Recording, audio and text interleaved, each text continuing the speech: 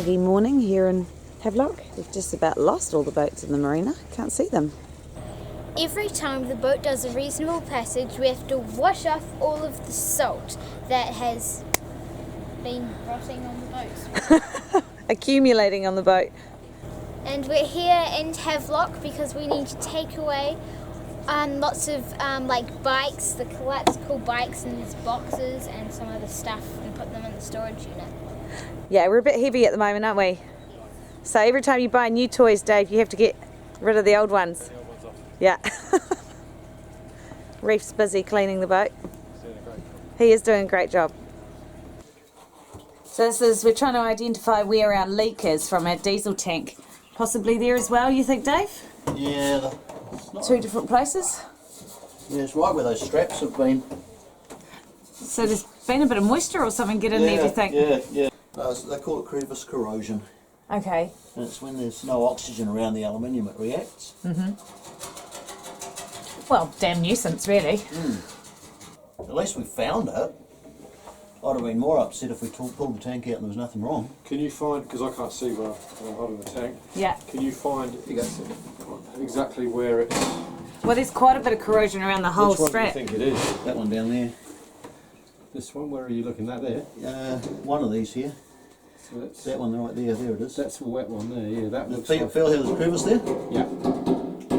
Yeah, The other ones are just on the surface. yeah, that's actually quite deep, isn't So if the others are just on the surface, will we give those a bit of a clean up before a strap goes back on? Yeah, I think, and what we'll do is put some epoxy paint on it Yeah. to seal it off from the straps. Okay.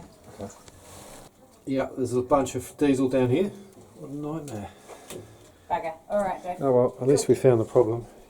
With boat jobs well in hand, it was time to spend time with family. 3 helpers raking up all the leaves and taking turns with the new leaf blower.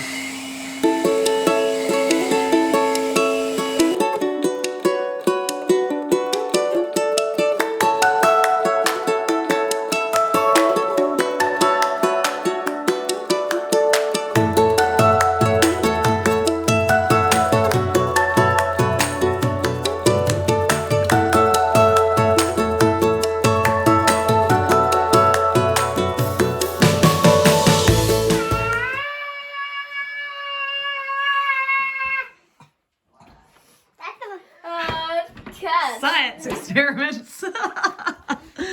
All about vibration. Did it vibrate, Ziffy? I don't know, I was too busy singing. Jay and a friend heading out fishing. Dad and Reef tagging along. Let's hope they catch some snapper.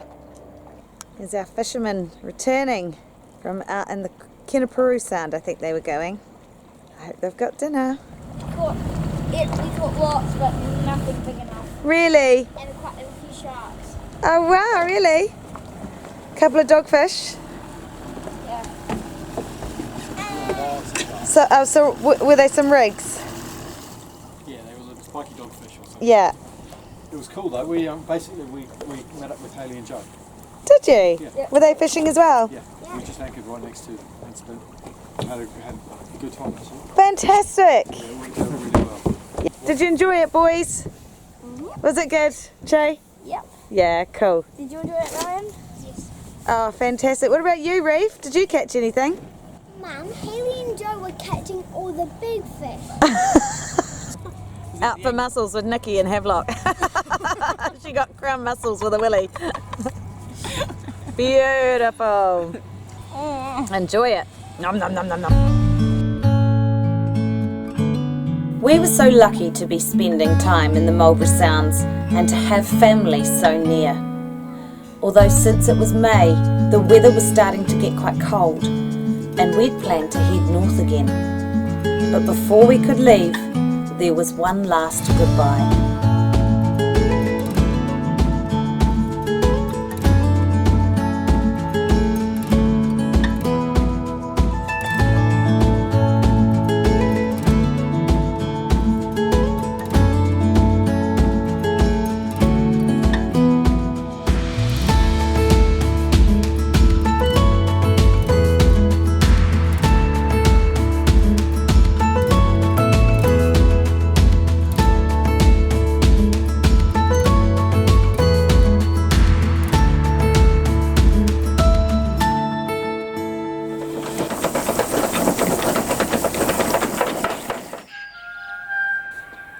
With our plan to head north, we stopped in Ship's Cove in the entrance to Queen Charlotte Sound to await suitable conditions to cross Cook Strait to Wellington.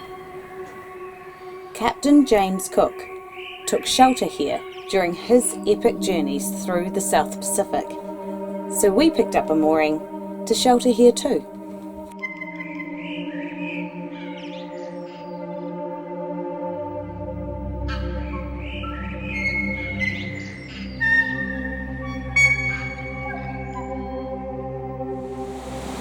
Captain Cook came here to New Zealand, to Ship's Cove, 1770, and he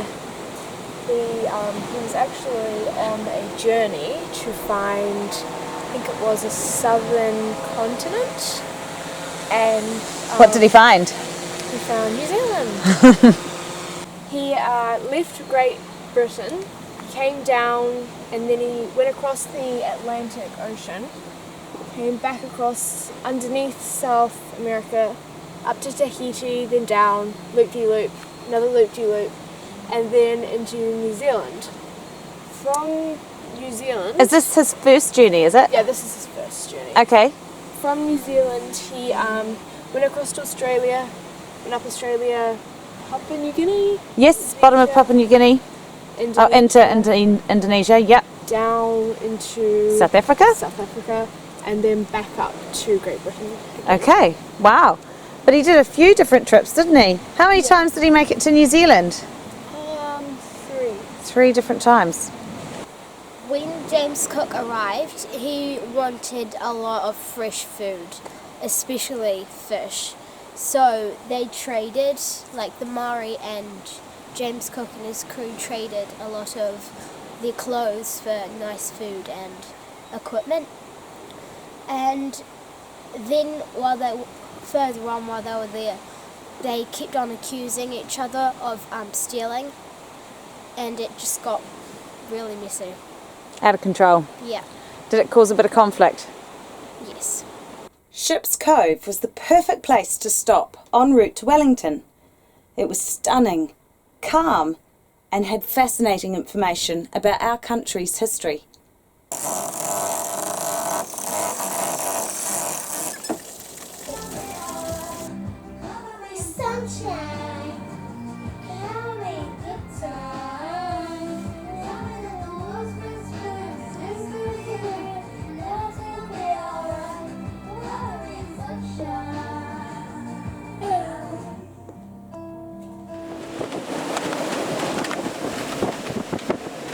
We're making our way across to Wellington. It is very gusty. We did think twice about leaving Ship's Cove this morning, but decided we'd push on because there's a southerly coming through in the next few days. But that's not really the only reason. We just sort of figured with wind and tide in our favour, the higher winds wouldn't matter too much. And actually it's been a relatively comfortable journey across the strait. It just feels not nice when you're outside because there's so much wind, but we've only got a head sail up and we're getting speeds of, well, that one was just 12.2, 12.3 it was just before. That's quite exciting for this fat-bottomed girl. The boat, not me.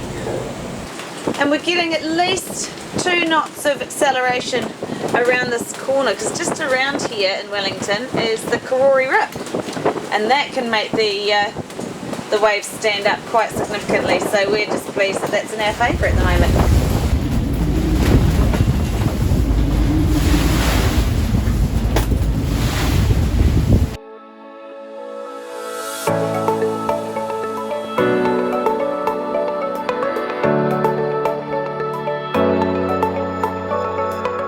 We're on our way to Maritime Radio to go and catch up with the nice people there, because they're the people that we talk to whenever we're doing a trip, especially when we're doing big overseas trips. We lodge our trip reports with them so they know where we are.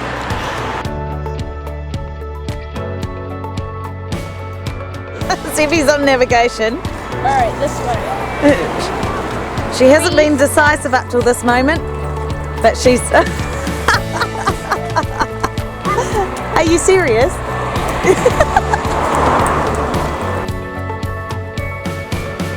Well done for getting us here. Film and television studios. Yeah, Havelock Studios is also where they do some programs. Well, they used to. I don't know if they still do. Yeah, it's Havelock. Yeah, we're downstairs. I'm not sure which entrance to be at. The Havelock Film and Television Studios or the Business Centre. Okay, cool. We're just waiting outside. Thanks, mate. Yeah, so this is pretty much the outline of the area that we kind of cover. So this is a little of New Zealand. So Cordia as such, which owns us, also have access in Australia. So they, yeah, so with them, that's the kind of the big scope that Cordia kind of covers. It's a large area, isn't it? Yeah, it's a massive area. So No wonder we have to go through Cat 1 to leave. yeah. Visiting Maritime Radio was a valuable experience for us. They have detailed information about our yacht that would help them assist us in an emergency. New Zealanders are very lucky to have these amazing people watching over us while we sail. Exhale. Inhale. Exhale. Inhale. We just pulled into Seaview Marina, kind of on the northern end of Wellington Harbour. I'm having real trouble working our throttles. They're just so tight and jerky. Since we've put our ST60s in and replaced our ST50s, they just haven't been, what would you call it, Dave? They haven't been set right, or no, it's not that they're clunky, it's that actually they're so aggressive. And I've got an area of the throttles that doesn't engage. So when I engage the right or the starboard engine, the throttle actually there's not enough friction there, and it doesn't hold. So it's either on full tit or it's not on at all. Whereas the port throttle I can use quite gently. So coming in and berthing alongside this fuel dock here has not been easy, and it's not. There's not a lot of room here in this marina to manoeuvre, so I've had to be incredibly gentle with very, very stiff throttles. So we're just here because the one of our membranes on our water maker has, I don't know, it's letting salty water through, which it shouldn't be. So we've got 3 membranes on our water maker. 2 of them are working fine. One of them's decided to just let it through. So we obviously can't run the water maker like that. So we're here just to fill up with water before we head out to Oriental Bay to get out of the wind for a couple of days. But before we left Lowry Bay, we quickly tripped across to Soames Island. After many trips to Wellington over the years, I have never been to Soames Island. So the family have dinghied across. We've just gone through biosecurity through that little shack. And now we're going to walk about the island.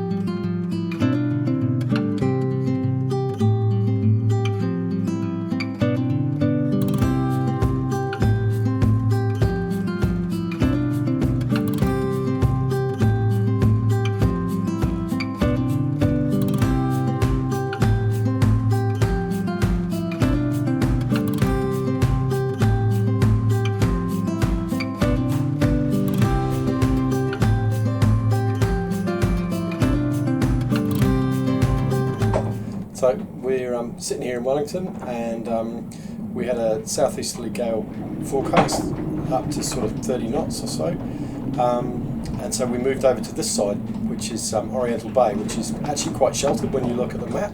It's kind of city side, isn't it? Yeah. The main city, And CBD. Yeah, and we for the wind southeasterly, we should be very centred, very sheltered. But unfortunately, what we didn't know is that the wind just wraps right around the city and comes in. And here it's coming from the west, even though it's blowing from the southeast. It's coming around the mountain and it's hitting us from the west. And we've been seeing over 40 knots today. The forecast has just been changed. The worst was supposed to have gone through, but it looks like we're getting it now. As the boat gets hit again, and we are being... Well, we're sailing on our anchor at the moment, aren't we? It's holding though. We're in about 8 metres of water and we've got 55 metres of chain out. So we've got a hell of a lot of chain. And it's the heavy stuff. We've got 13mm chain, so we should be alright. Who knows? Who knows? It's pretty uncomfortable though, It's very isn't it? uncomfortable, and you can't help feeling like something's going to break. Oh no, it sounds like stuff's breaking the whole time. Join us next time as we make plans to sail to Fiji after holding on during Wellington's win.